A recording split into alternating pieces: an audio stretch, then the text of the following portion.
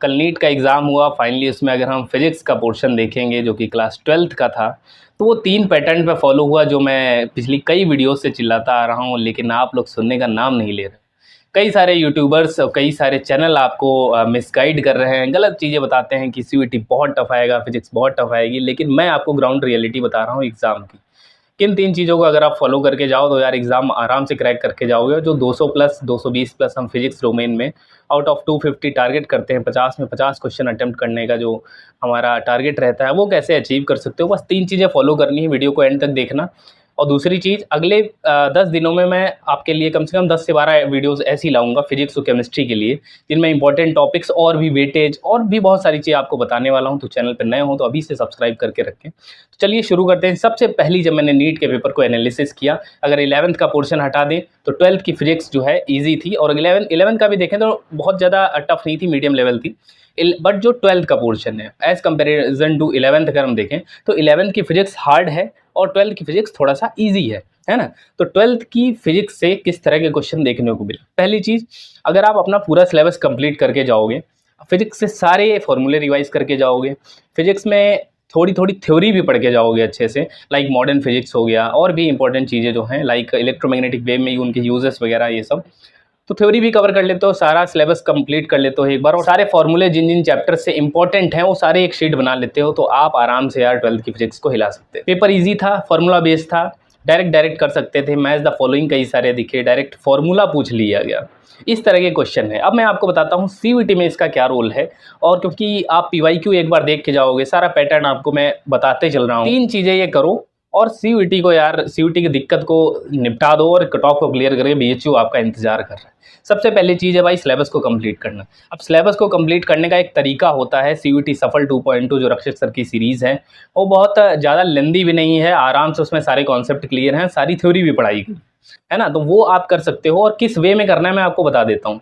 पहले modern physics करो, उसके बाद आप वेव ऑप्टिक्स कर सकते हो, सेमीकंडक्टर कर सकते हो, करंट इलेक्ट्रिसिटी करो, उसके बाद आप इलेक्ट्रोमैग्नेटिक इंडक्शन कर सकते हो, इलेक्ट्रोमैग्नेटिक वेव कर सकते हो, उसके बाद आप अल्टरनेटिंग करंट कर सकते हो, और आपका ये जो इलेक्ट्रिक चार्जेस एंड फील्ड मतलब जो इलेक्ट्रोस्टैट का पोर्शन है उसको लास्ट में करो, और आपका रे ऑप्टिक्स है उसको भी लास्ट में करो, क्योंकि ये थोड़ा टफ पड़ जाता है स्टूडेंट्स के लिए। तो इस तरीके से करना है, और जैसे ही आपका चैप्टर खत्म हो उसके आपके पास शॉर्ट नोट्स या जो भी टीचर नोट्स बना रहे हैं वो नोट्स सारे आपको लिखने हैं, थ्योरी पढ़ना है, और आपको सारे फॉर्मूले लिख लेने हैं। एक बात यार ध्यान रखना, जब आप सीयूईटी के एग्जाम में बैठ रहे हो तो आपके सारे फॉर्मूले आने चाहिए, आपको हर एक फॉर्मूला आना चाहिए आपको। मतलब ऐसा नहीं होना चाहिए कि आप वहाँ पे फॉर्मूला सोचने में ही समय लग गया, क्योंकि बहुत सारे क्वेश्चन आपको यार 50 में 30 क्वेश्चन ईजी क्वेश्चन मिलेंगे जो डायरेक्ट हो जाएंगे। कईयों में डायरेक्ट क्वेश्चन में फॉर्मूला पूछा जाएगा, कईयों में फॉर्मूला बेस्ड पे न्यूमेरिकल होगा, और बाकी तो थ्योरी होगी।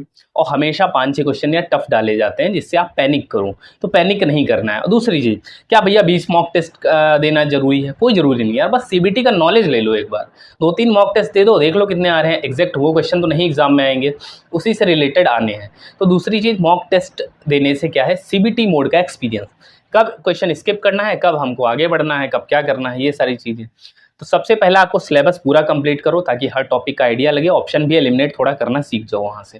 दूसरा है आपको फॉर्मूला शीट बनानी है हर एक चैप्टर की, ताकि फॉर्मूला बिल्कुल ना भूलो। फॉर्मूला पे बहुत सारे क्वेश्चन आपको सीयूईटी में देखने को मिलेंगे। तीसरा है प्रीवियस ईयर क्वेश्चन। जब आप प्रीवियस ईयर क्वेश्चन करते हो तो वहाँ से आपको पैटर्न पता चलता है कि भाई जब 50 क्वेश्चन फ्रेम किए जाते हैं तो कितने क्वेश्चन आपके multiple choice question like match the following आते हैं, कितने आपके क्वेश्चन स्टेटमेंट वाइज आते हैं, कितने न्यूमेरिकल आते हैं, ये आपको मिलेगा।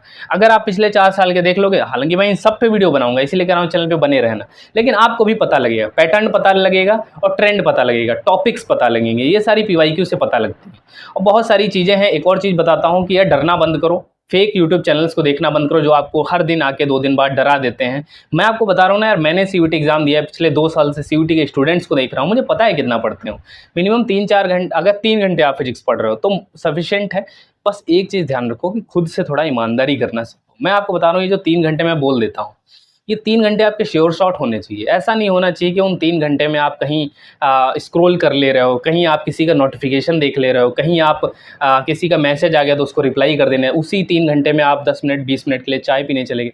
ये नहीं करना है। अगर आप 2 घंटे का लेक्चर देख रहे हो तो सीरियसली देखो, उसमें डूब जाओ बिल्कुल, कि एक बार पढ़ना है, भूल जाओ दुनिया क्या है, ज़िंदगी क्या है, आसपास आपके क्या चल रहा है, बस खुश रहो, आराम से मोटिवेटेड रहो, अपने गोल के प्रति ईमानदार रहो, और खुद से ईमानदार रहोगे तो रात को नींद अच्छी आएगी, अगले दिन और मोटिवेट होके पढ़ने के लिए। तो यही सारी चीज़ें होती हैं। मैंने आपको बताया सीबीटी मोड में किस तरीके से आपको जागरूक रहना है, लाइक वहाँ पे आपका एक्टिव माइंडसेट बहुत ज़रूरी होता है। क्वेश्चन पहला आया, टफ क्वेश्चन है, स्किप कर दो, अगले पे आ जाओ। 2 सेकंड से ज़्यादा नहीं लगने चाहिए किसी क्वेश्चन को स्किप करने में। एक बार देखा बहुत ज़्यादा लेंदी थ्योरी वाला है, उसको स्किप कर दिया, बाद में करेंगे ना, मार्क्ड फॉर रिव्यू कर लो या फिर स्किप कर दो। मार्क्ड फॉर रिव्यू उन क्वेश्चन को किया जाता है जो मीडियम लेवल होते हैं, जिनको हमें लगता है हो सकते हैं, अटेम्प्ट हो जाएगा, कर लेंगे यार आराम से, उसको स्किप करके मार्क्ड फॉर रिव्यू लगा देना है। जो भी इजी क्वेश्चन है 50 में पहले 30 क्वेश्चन ऐसे ढूंढो जो आपसे हो जाने वाले हैं, और हर बार ऐसे क्वेश्चन दिखते हैं। तो भाई डिस्ट्रैक्ट नहीं होना है, एक चैनल को फॉलो करो, एकदम ऑनेस्ट रिव्यू देता हूँ, किसी की वीडियो देख के नहीं आता हूँ, चैट जीपीटी नहीं फॉलो करके आता हूँ, रियलिटी बताता हूँ। अब भी अगर आप लोग को नहीं समझ में आ रहा है तो मैं क्या बताऊँ, मैं आपको बताऊँ, मेरे फीवर है लेकिन फिर भी मैं आपको गाइड करने के लिए आ चुका हूँ, और कोशिश करता हूँ आप तक रियलिटी पहुँचे, और आराम से आप 220 स्कोर कर जाओगे। बस डेली पढ़ना स्टार्ट। मिलते हैं हम लोग नेक्स्ट वीडियो में, बहुत इंफॉर्मेटिव वीडियो नेक्स्ट वाली होने वाली है।